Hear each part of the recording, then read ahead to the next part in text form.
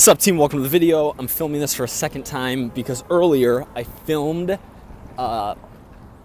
me reading a blog post and I watched it back and I just didn't like it. It's not native to the platform, it's not YouTube, and even though it's what I would call really good content, it's really good content for consuming the written word. So I'm going to link it up below, I'm going to comment it, read the post. I'm going to talk about the same thing here, but I'm just going to wing it because that's video, not me sitting there reading like an idiot, stumbling over my words. The post is about self-doubt partly because I got a few questions about it in the comment section. I wanted to talk about it and address it.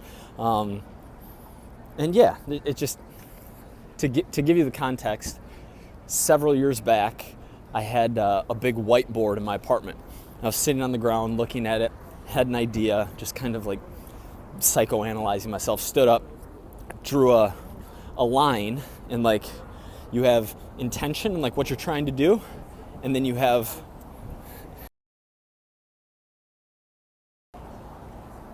what actually happens. And in the middle is what I call the wall of self-doubt, or like fear of what others think, fear that you're not good enough, that you're not qualified enough.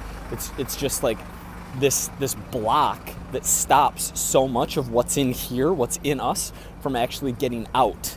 And it's just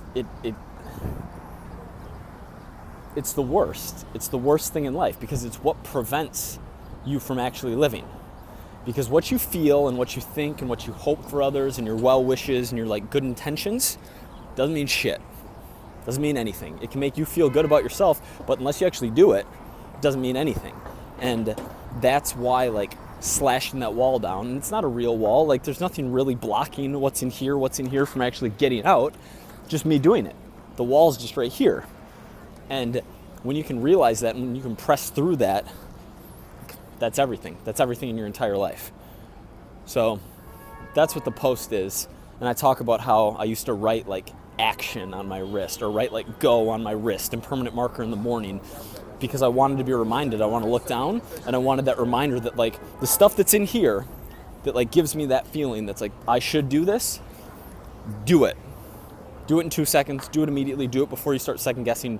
Like you see someone who's hungry and you have a Chipotle in your hand and you want to hand it to him, but then this wall starts saying, what if he's offended? What if he's not actually homeless? What if blah, like, trust your gut, go do offense. And that's what I named the post, offense, because that is the word right now that like, it used to be action. It used to be like, I've had tons of words that I like that represent that feeling, but that's what it is right now for me, is offense. Go. It's like, feel it, do it. Because if you don't, you're just wasting your whole life. Literally. So what's in here doesn't matter if it doesn't get out here.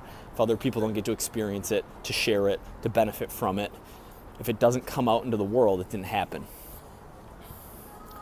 So that's it. Yeah, that's how I deal with doubting anything, is just press straight through it. All right, hit the like button. Appreciate you guys watching. See you tomorrow.